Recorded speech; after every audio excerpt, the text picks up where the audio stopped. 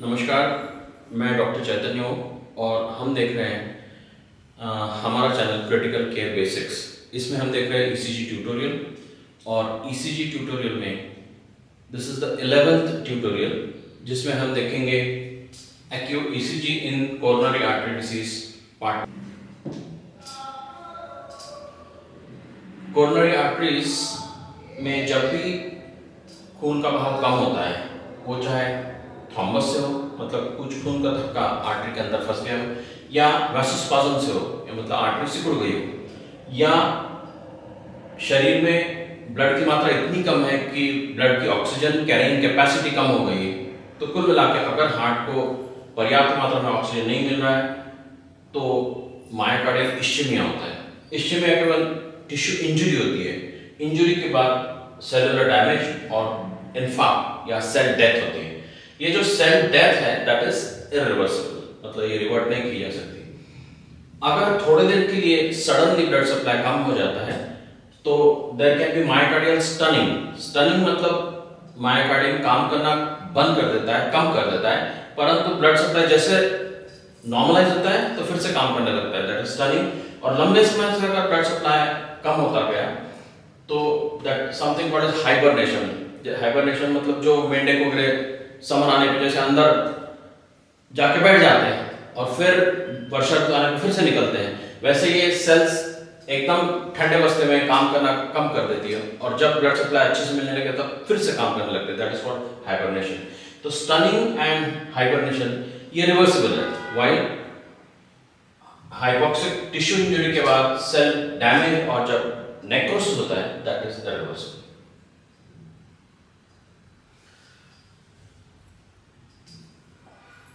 ये हार्ट के बाहरी सतह पे कोरोनरी आर्टरी रहती है और उसकी ब्रांचेस अंदर जाती है, राइट। सो जब भी हार्ट को आर्टरी बंद हो जाती है किसी कारण से, तब सबसे अंदर का हिस्सा जिसको अपन कहते हैं सब एंडोकार्डियल मसल का अंदर का हिस्सा, यहाँ पे हार्ट की कैविटी है, यहाँ पे ब्लड है, तो सब एंडोकार्डियल गेट्स डैमेज फर्स्ट। उसके बाद ये सबसे अंदर वाला एरिया सबसे मरता है, so this is the area of necrosis. उसके बाहर वाला area this is the area of injury, और उसके बाहर वाला area is the area of ischaemia. Ischaemia मतलब ऑक्सीजन की मात्रा कम मिल रही है, उससे हो गई इंजरी और उससे गंभीर स्थिति मतलब मायोकार्डियल डेथ। ये एंडोकार्डियम जो रहता है it is highly susceptible to ischaemic injury, और 15 से 20 मिनट अगर आर्टरी बंद हो गया, फ्लूइड हो गई, तो ये नेक्रोसिस चालू हो जाता है।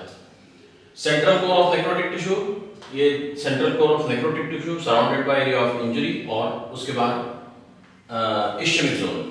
ये इश्चेमिया में full recovery is possible, injury में some recovery possible, cells are not dead yet. और यहाँ पे अंदर वाले नेक्रोटिक जोन में cells are dead, no recovery possible, right.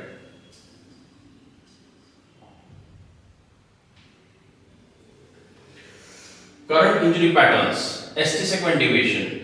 Heart की जो इश्चेमिक प्रॉब्लम्स हैं वो देखने को कहाँ देखना पड़ता है, रिपोलराइजेशन में। So this is normal P wave, Q, R, S and T, right. So ST segment is the segment which is most affected by ischaemia. तो अपने को जो भी चेंजेस देखे हैं एसटी सेगमेंट में देखना है। जब भी हार्ट के मसल को इंजरी होती है the current goes towards the injured segment. So अगर सब एंडोकार्डियल टिश्यू डैमेज है तो करंट अंदर की तरफ जाएगा, अपना लीड बाहर की तरफ है, सो अपने लीड से दूर जाएगा करंट ऑफ इंजरी, इसलिए we get ST depression.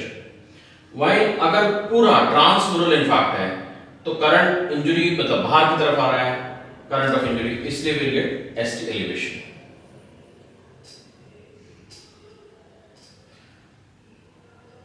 What happens if whole thickness of myocardium is dead, इतना पूरा एरिया मायोकार्डियम का मर गया। सो यहां पे अगर अपना इलेक्ट्रोड है, यहां पे अपना इलेक्ट्रोड अगर लगा हुआ है तो इसको ये मसल जो मरा हुआ है वहां से कोई इलेक्ट्रिकल इंपल्स आता नहीं, इलेक्ट्रिकल सिग्नल आता नहीं, तो this works as a window जहां से हम आगे का दूर का करंट देखते हैं। फॉर एग्जांपल अगर ये एलवी का एरिया इतना मर गया है, यहां पे अपना इलेक्ट्रोड है से फॉर एग्जांपल से V4, V5, V6, और ये टिश्यू टोटल मर गया है, तो this acts as a window जहां से हमको ये सेप्टल डिपोलराइजेशन नंबर 1 और RV free wall depolarisation number 2 दिखता है, दोनों मिला के we get a QS pattern, क्योंकि करंट यहां से दूर जा रहा है, so we get D, Q and S together, so this is called as QS pattern. तो ये Q waves क्यों मिलती है MI में? क्योंकि the overlying tissue is dead, it acts as a window, और बाहर दूर जाने वाला करंट वहां से दिखता है, इसलिए करंट अपने इलेक्ट्रोड से दूर जा रहा है, इसलिए we get a negative wave. So that is the generation of Q waves. इसलिए इन्फार्क्ट का ईसीजी में क्लियर कट साइन क्या है कि इन्फार्क्ट हो चुका है, the Q waves. So this dead tissue acts as an electrical pole. यही फिर से बताया, अंदर का एरिया जो है that is necrotic, so उसमें क्या जनरेट होता है? Q wave ECG में. So if there is clear cut necrosis, tissue death, myocardial infarction, so there will be Q waves. If there is injury, tissue मर रहा है पर पूरा मरा नहीं है अभी, so that is injury, that is seen as ST elevation because current is going outside. While if there is some endocardial infarct, some endocardial injury, the current is going towards the inside of the heart and we see ST depression.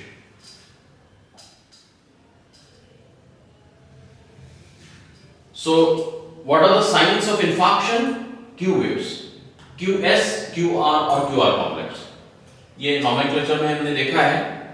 So Q waves, this is the Q wave, QS pattern, Q plus S, so total negative wave. QR means body Q and small r, so this is QR, and बड़ा Q और बड़ा R, this is Q, capital Q capital R pattern. So कुल मिला के the essence is आपको Q waves मिलती है in infarct, और ये R wave छोटी हो जाती है, ये R wave छोटी हो जाती है, loss of R wave had notch in QRS complex and you could get conduction block अगर conduction pathway no है तो. See the Q waves in infarct. In injury you get tall and broad T waves, ST segment deviation, you get ST segment elevation, right? And tall and broad Q waves, sometimes you get tall R waves and J point elevation. J point is the point, J point मतलब क्या? जहां QRS खत्म होता है, ST segment चालू होता है, ये जंक्शन को कहते हैं J पॉइंट. सो ये J पॉइंट एलिवेशन आपको मिलेगा and increase ventricular activation time. What is ventricular activation time? Time from the beginning of Q to the peak of R. तो ये वेंट्रिकुलर एक्टिवेशन टाइम बढ़ता है बिकॉज इंजर्ड टिश्यू धीरे-धीरे current pass करता है. और अगर इश्चेमिया है तो you get T inversion, right? ST segment depression and change in QRST axis. What is the change in QRST axis? QRST axis upward है तो T की downward होगी तो T inversion मिलेगा and sometimes you get abnormal U waves. यहाँ पे देखें कि ये Q waves आ गई and R wave छोटी हो गई. Now यही मैंने फिर से बार-बार हम रिपीट कर रहे ताकि ये दिमाग में अच्छे से आपके समझ में आ जाए. This is the myocardial tissue. Myocardial tissue, normal conduction from towards the electrode, so you get a normal QRS complex. अगर अंदर का एरिया मर गया, this is called as subendocardial infarct. बहुत ही छोटा रिम अगर डैमेज हो गया तो उससे यूजुअली कुछ फर्क नहीं पड़ता, छोटा सा Q wave बढ़ सकता है. अगर लगभग आधी थिकनेस डैमेज हो गई तो you get a Q wave. So this is called QR complex. R है, जितना R है उतना ही Q है. तो रिलेटिवली R छोटा हो गया, Q बड़ा हो गया, QR कॉम्प्लेक्स. अगर पूरा थिकनेस ही बढ़ गया, transmural infarct, so you get a QS complex. ये QS कॉम्प्लेक्स क्यों मिलता है हम देख चुके हैं. एंड लास्टली अगर केवल बाहर का छोटा हिस्सा, सब एपिकार्डियल इन्फार्क्ट कहते हैं, बाहर का छोटा हिस्सा, तो you get a small Q wave but you get loss of R wave amplitude. जो R wave इतना बड़ा था वो अभी इतना हो गया, सो that is loss of R wave.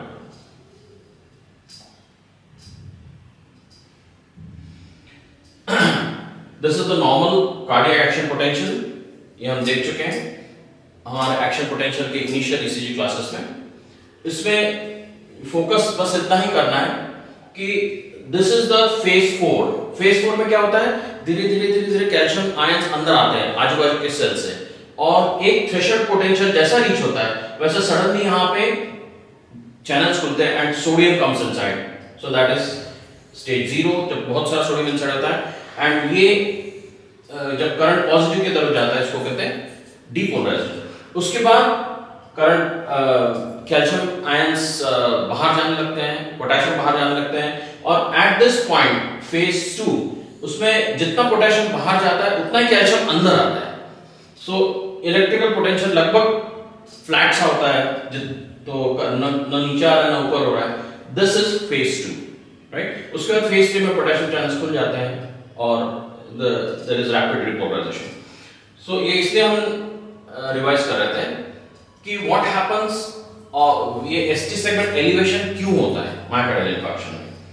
So depolarized injured area during phase 4 of action potential, vector is directed away from the infarcted segment. ये infarcted segment है during phase 4.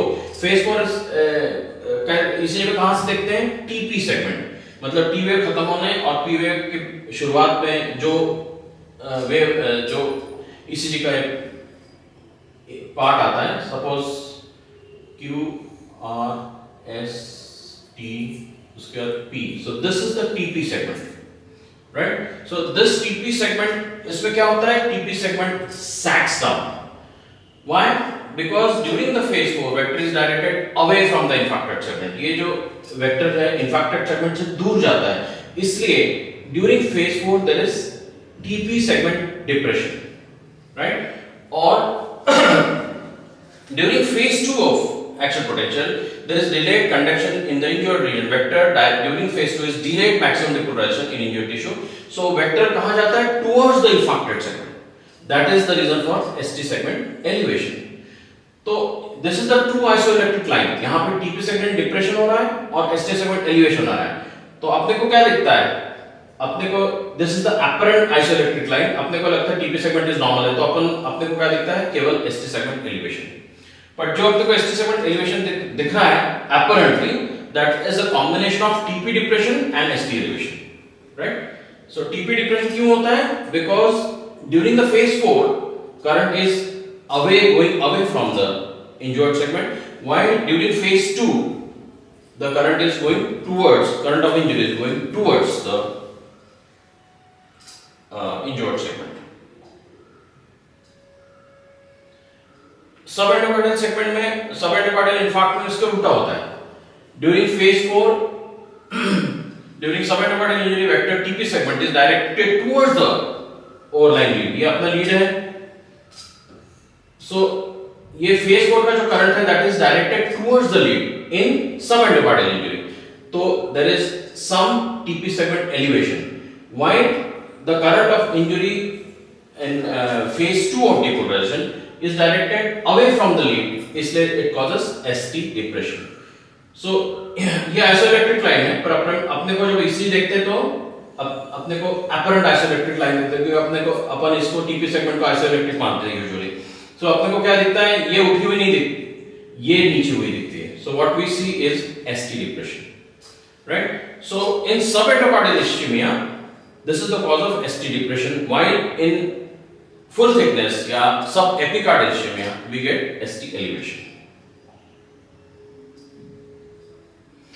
Increase ventricular activation time. कई बार हमारे lectures में हम ventricular activation time का जिक्र कर चुके हैं। Ventricular activation time is the time taken from current to go from endocardium to epicardium, right? ये जो अपना injured segment है, ये जल्दी करंट पास नहीं करता, धीरे-धीरे पास करता है।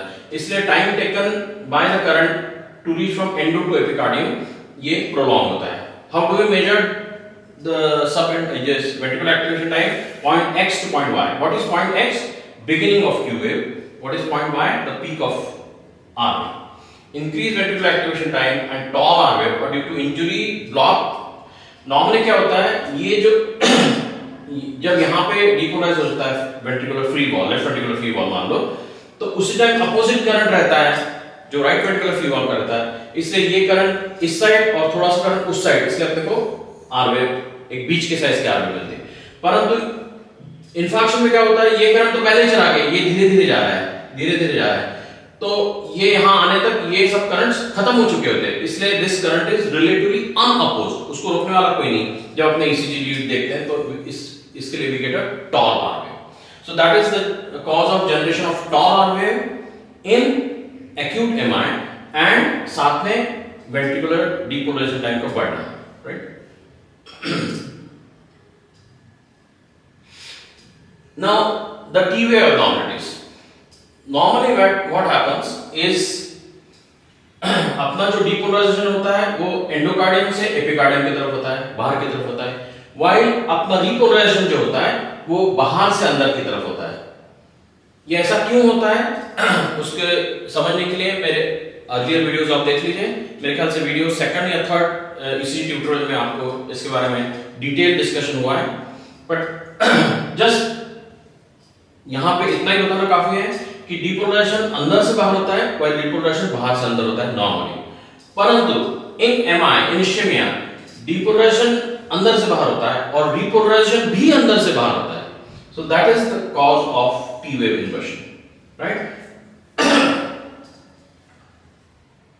ये you can see deep T wave inversion, ST segment के साथ deep T wave inversion.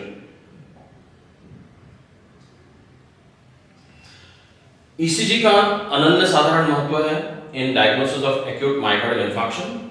So it is a single most important diagnostic tool. तो in all patients of acute coronary syndrome, कोई भी चेस्ट पेन लेके आया है तो you have to get an ECG in less than 10 minutes, that is mandatory.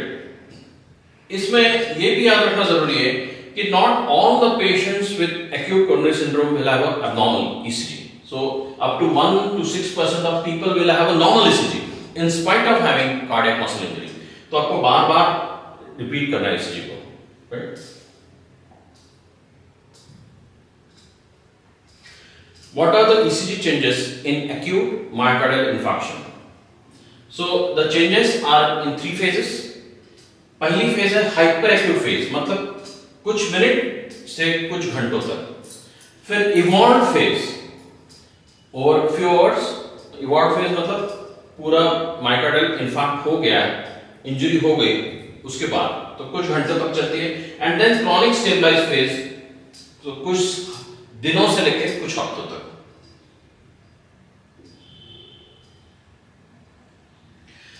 Hyperacute phase. What is the first sign of acute MI? सबसे पहले आपको ECG में क्या दिखेगा? Tall, symmetrical, peaked and widened T waves. So T waves are normally not symmetrical. T wave कैसे रहती है? For example, P, Q, R, S, right? So T wave का initial limb स्लोप कम होता है और बाद में स्लोप ज्यादा होता है। So T wave is not like this normally, T wave is like this, right? परंतु in MI what you get is tall and symmetrical peak T waves.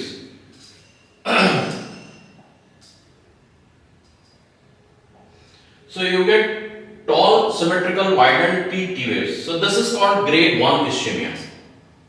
You notice this T waves and slope elevation of ST segment, this is called grade 2 ischemia. ST segment देखो कहाँ चली गई, right? ये ST segment इतनी ऊपर चले गए, so that is called slope elevation of ST segment. Increased amplitude of R wave. Sometimes you get increased amplitude of R wave, changes in the terminal QRS complex, increased ventricular activation time. For example,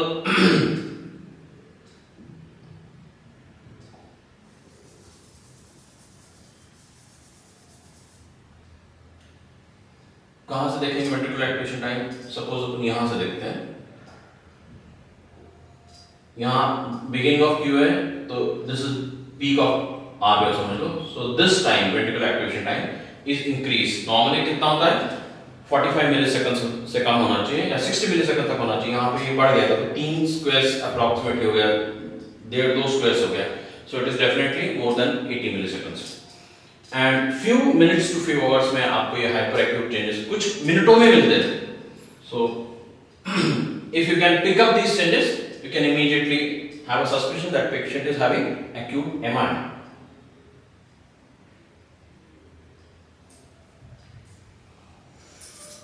ये जो symmetrical peak की wave है, they may be actually taller than the R wave and this may be the only feature of acute MI. कभी-कभी बाकी कुछ sign मिलते नहीं acute MI में. So tall wave T waves are very important. Tall T waves are also seen in hyperkalemia. And there are some other conditions जिसमें tall T waves मिलते हैं. तो आपको ये ध्यान देना है कि अगर ये tall T waves, symmetrical tall T waves and wide tall T waves मिलते हैं, टॉल की डेफिनेशन क्या है? 0.5 मिलीवोल्ट इन लिम्ब लीड्स. लिम्ब लीड्स मतलब 1 2 3 AVR AVL AVF. इसमें 5 स्मॉल स्क्वायर्स इतनी ऊंची टी वेव होना चाहिए. सी यहां पे 5 स्मॉल स्क्वायर्स इतनी टी वेव है, या मोर देन 1 मिलीवोल्ट इन प्रीकॉर्डियल लीड मतलब 10 स्मॉल स्क्वायर्स. सी यहां पे 5 10 15 स्मॉल स्क्वायर की टी है. So 10 small squares in precordial leads and 5 small squares in limb leads. इतनी हाइट कम से कम होना चाहिए. Then you can call them tall T waves. ST segment elevation, slope elevation. ST segment straightened and upward slope. The ST segment is normally it is like this, flat. So it is straightened and elevated. Blends and constitutes the proximal limb of tall T wave.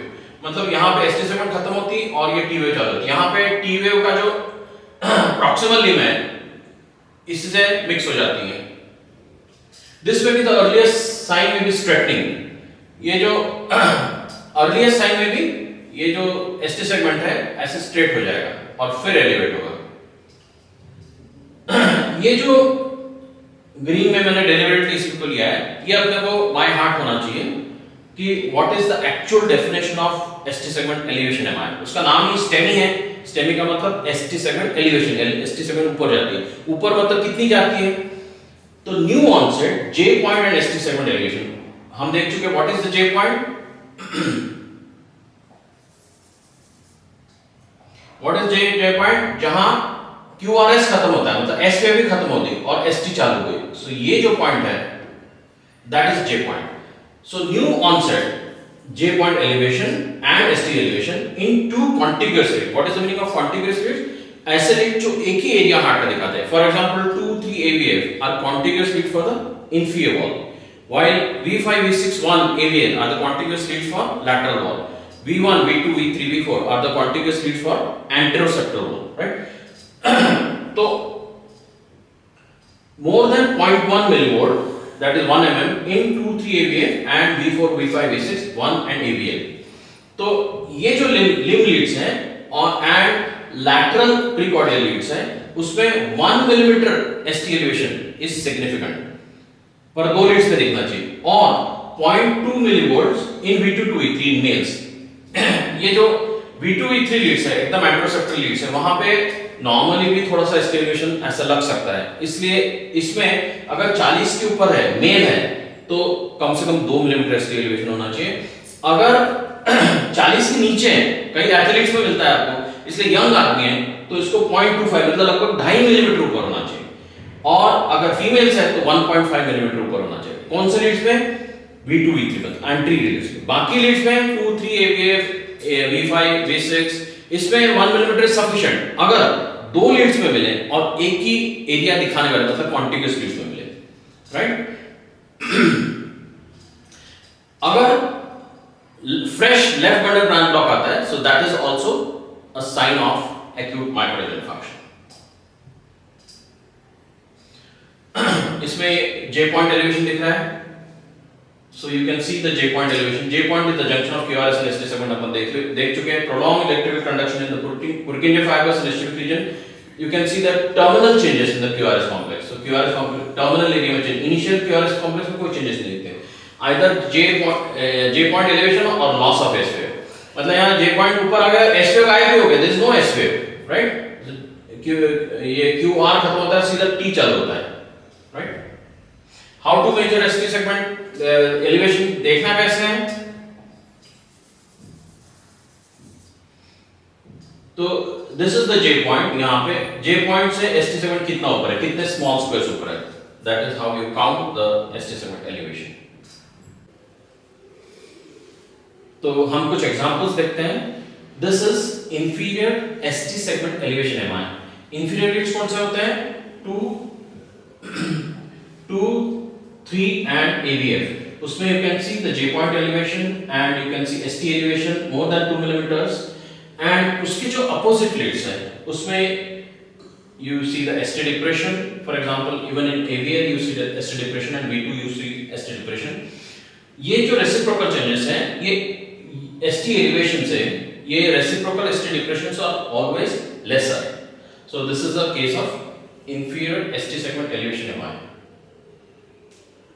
Another example, anterior wall MI.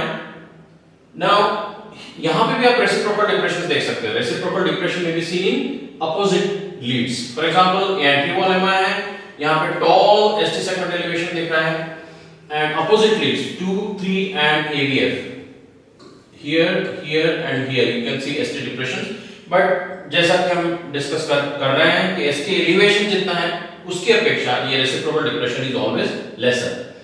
Slope of elevation is convex upwards. पर जब T इतनी ज्यादा tall हो जाती है तो ये ऐसा लगता है कि concave है, but actually it is convex upwards.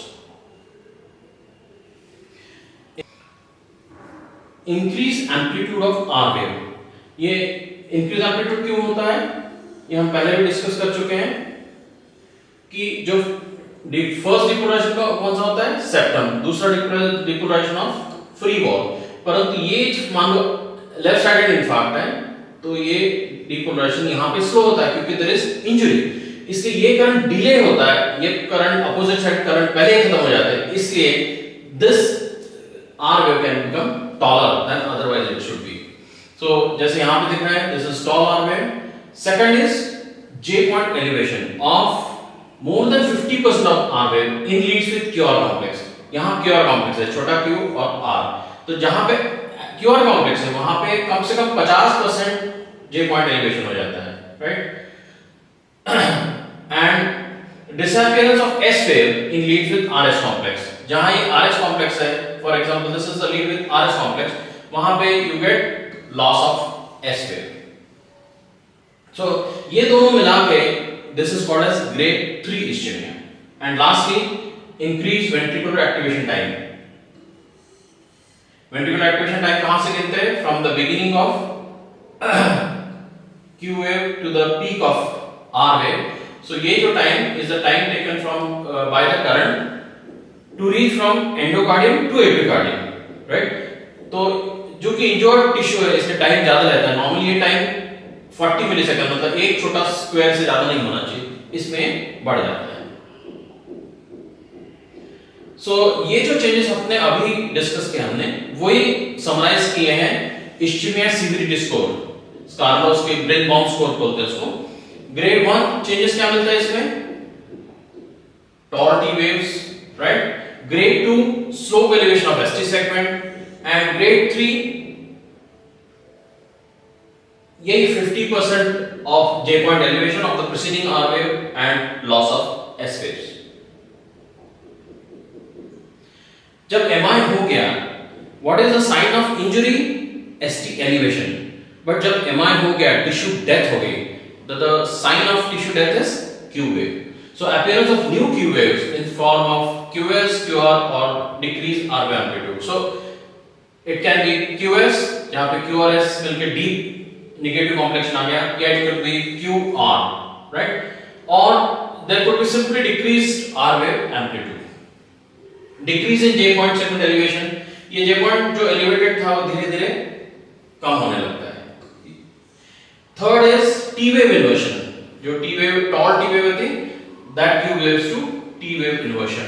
And lastly, ventricular activation time हम देख ही चुके हैं. There could be appearance of conduction defects like bundle branch block. अगर जब मान लो anterior infarct है और septal artery चली गई तो right bundle involve हो गया तो there could be QRP. और अगर left bundle गया तो there could be left bundle branch block. और lastly QT prolongation. What is QT? So beginning of Q to end of T. So normally this is 444 milliseconds.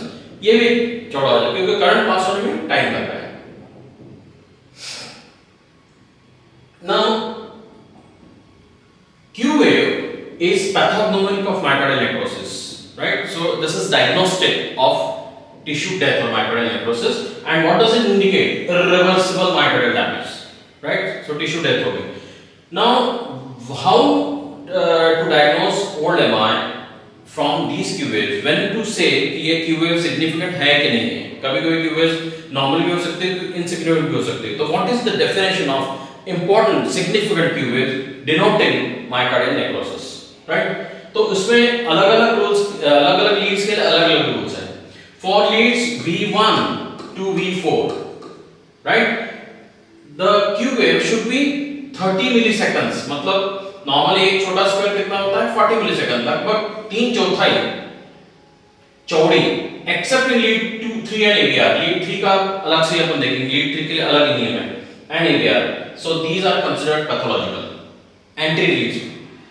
In posterior MI reciprocal changes in anterior leads, ये Q wave posterior जब MI होता है तब हम लोग routinely V7 V8 V9 Leeds तो लगाते नहीं. तो वहां के क्यू वेव्स जैसा आप देखते हैं कि बॉलर मेरे तरफ आ रहा है तो अपोजिट साइड से क्या जा रहा है दिखेगा, बॉलर दूर जा रहा है. वैसे अगर पोस्टीरियर इनफैक्ट हुआ तो instead of seeing Q wave we see R wave in the opposite lead, reciprocal changes. So V1 to V3 में we will see R wave. So it is one of the differential diagnosis of tall R in the right sided leads. Now special mention about lead 3. Lead 3 can have a Q wave in normal individuals, especially in females with breasts small. But in lead 3, Q wave can be normally seen when the duration is more than 40 milliseconds. तो क्या चाहिए criteria? पहले duration एक small square से चौड़ा होना चाहिए या एक स्मॉल स्क्वायर का होना चाहिए. दूसरा, there should be additional Q wave in AVF. AVF में कितना 20 मिलीसेकंड्स, मतलब ये छोटे स्मॉल स्क्वायर्स का आधा चौड़ा Q wave AVF में भी दिखना चाहिए, या लीड 2 में any Q wave, any duration Q wave in lead 2. अगर ये है, मतलब MI के लिए हम क्या बोलते हैं, 2 कॉन्टिग्यूअस लीड्स में आपको चेंजेस दिखना चाहिए. तो लीड 3 के कॉन्टिग्यूअस लीड्स कौन से हैं? AVF और लीड 2. तो लीड 3 में आपको 40 मिलीसेकंड चौड़ी Q wave दिखना ही चाहिए, प्लस लीड AVF में एटलीस्ट 20 मिलीसेकंड चौड़ी Q wave दिखना चाहिए, या लीड 2 में कोई भी Q wave चल सकती है. सो अगर ये साथ में है, that indicates old inferior wall MI या evolved inferior wall MI. And associated R wave in standard lead 3 must be at least 5 millimetre. इतना ही काफी नहीं, अगर आपको Q wave दिख रही है तो एसोसिएटेड R wave है वो कम से कम 5 मिलीमीटर हाइट की चाहिए, या जो Q wave है कम से कम 2.5 मिलीमीटर डीप चाहिए. So these are the criteria of diagnosing infeval MI, evolved infeval MI in lead 3. So यहाँ पे देखो एग्जाम्पल लिया है. लीड 3 में देखो एक स्क्वायर चौड़ी Q wave है और डेप्थ देखो 2.5 मिलीमीटर से ज्यादा है, साथ में R wave भी 5 मिलीमीटर से ज्यादा है, साथ में AVF में भी आपको Q wave दिख रही है जो कि 20 मिलीसेकंड चौड़ी है, और लीड 2 में भी Q wave दिख रही है. So in all, so this is infeval evolved ST segment elevation MI. J point and ST elevation. Evolved MI में पहला लक्षण होता है कि Q wave आना, और दूसरा ST segment डाउन आना. अभी what does this ST segment denote? ST segment नीचे आ गया, इसका मतलब दो हो सकते हैं, या तो जो आर्टरी, मान लो एक पेशेंट आया एंट्रीवॉल एमआई लेके आया, इंफेवॉल एमआई लेके आया, हमने एंजियोग्राफी की और उसमें आर्टरी खोल के स्टेंट डाल दी. So how will you come to know about reperfusion in ECG that ST segment will start coming down? तो या तो रिवास्कुलराइजेशन हो गया और फिर से खून जाने लगा तो ST सेगमेंट एलिवेशन कम होगा, और या तो टिश्यू भर ही गया, इनफैक्ट इवॉल्व हो गया, उसके बाद भी ST सेगमेंट एलिवेशन. तो कुल मिला के what does decrease in ST elevation suggest that there is a sign of stabilisation of infarct, या तो इनफैक्ट होने की जो प्रक्रिया रुक गई या तो टिश्यू पूरा डेड हो गया. अगर ये ST एलिवेशन कम होना, रिपरफ्यूजन अपन ने किया और आर्टरी खुल गई एंड ST सेगमेंट एलिवेशन कम हुआ, अगर स्टेंट मान लो फिर से ब्लॉक हो गया, इन दैट केस रीइंफेक्शन में फिर से ST एलिवेशन होगा, right. Lastly, persistent ST elevation. अगर ST elevation बना हुआ है even after MI, then या तो there is ongoing injury, मतलब इंजरी की continuous myocardial damage बना हुआ है अभी, या तो evolving aneurysm. Aneurysm मतलब एक particular area वेंट्रिकल का मर जाता है और अलग से यू कैन अभी आने वाले स्लाइड में दिखेगा।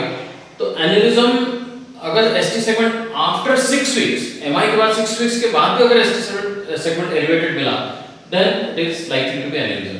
And lastly, associated pericarditis, restless syndrome. In that case, you have persistent ST elevation. Increased ventricular activation time and conduction defects. Indeed, ventricular activation time का पढ़ना हम देख चुके हैं। अगर कोई बंडल इन्वॉल्व होता है, for example, this is anterior MI, anteroseptal MI. You can see the right bundle branch block. यहाँ पे you can see the left bundle branch block. So both type of diseases can be seen in MI. This is a case of reinfarction. कोई ECG, तो ST segment had gone down, फिर से stent block हुआ and फिर से you can see the tall ST elevation and reciprocal depression. This is a case of LV aneurysm. Can form after a transpleural myocardial infarction and involves dilatation of left ventricular wall in abnormal fashion, right? So यहाँ पे ये area right dilate हो गया and most commonly it is seen at the apex of the heart. However, inferior valve can also get involved. इससे problems क्या हो सकते हैं?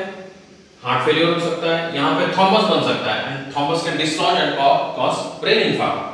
It can cause angina and it can cause arrhythmias. ये देखो ST segment elevated अभी बना हुआ है, यहाँ पे QS कॉम्प्लेक्स आ गया, फिर भी ST सेगमेंट एलिवेशन बना हुआ है। So this is suggestive of LV aneurysm.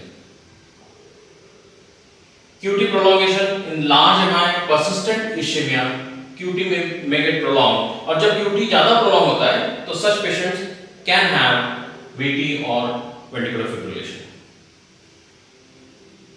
उसके बाद chronic stabilization मतलब कुछ दिनों के बाद what happens? QT wave evolves maximally in QS, QR or QR. So what is QS? This is QS, QR or right. So anything can be seen. यहाँ पे देखो ST segment coming down and then you get QR complex. R wave remains small, जो पहले जैसे R wave थी वैसी नहीं है, R wave remains small. Rarely Q waves disappear. ये R wave जो remain small है ना, ये अगर धीरे-धीरे अपनी R wave बढ़ती जाती है, जैसे अपन V1 से V6 की तरफ जाते हैं, अगर R wave नहीं बढ़ती तो that could be a sign of anterior wall MI, loss of R wave potential होता है ना? Rarely Q waves में disappear, कभी-कभी Q waves भी गायब हो जाती है. Elevated J point returns to baseline. ये J point जो है, ये baseline पे आ गया. Inverted T waves gradually regain positive. ये जो inverted T wave थी, gradually ये भी positive हो गई. Persistent T wave inversion, जैसा कि ST में अपन ने बताया था, persistent T inversion can represent ischemia, aneurysm or conduction blocks. And lastly, QT segment or QT duration may normalize. How to diagnose old myocardial infarction on ECG? So जैसा कि मैंने बताया था, what is the sign of dead tissue Q wave? So persistent of abnormal Q wave is generally only indicator of prior MI. तो ये Q wave कैसी होनी चाहिए? Pathological Q wave कैसी होनी चाहिए? In lead V2 and V3 it should be 20 milliseconds wide, right? एक छोटा स्क्वायर is 40 मिलीसेकंड, तो कम से कम आधी उसकी width होना चाहिए Q wave की in anterior leads. More than 30 milliseconds and 0.1 millivolt D in or QS in lead 1, 2 AVL, AVF, V4, V6. मतलब V2, V3 को छोड़ दो, ये अपने लीड्स हैं V1, 2, 3, 4, 5, 6 and यहाँ पे 1, 2, 3 AVR, AVL and AVF, right? So V2, V3 का अब हमने देख लिया, V2 और V3 का अलग नियम है. क्या नियम है? कि it should be 20 millisecond wides.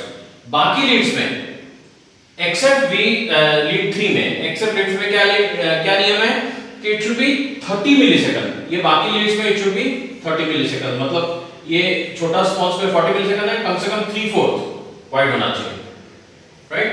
And continuously reads in or QS in lead 1 to AVL or V4 to V6 any need to contiguous reads. Contiguous reads मतलब ऐसे रीड जो एक ही सेगमेंट दिखाते हैं हार्ट का. फॉर एग्जांपल 2 3 AVL के contiguous reads हो गए, या V3 V4 V5 contiguous reads हो गए, राइट?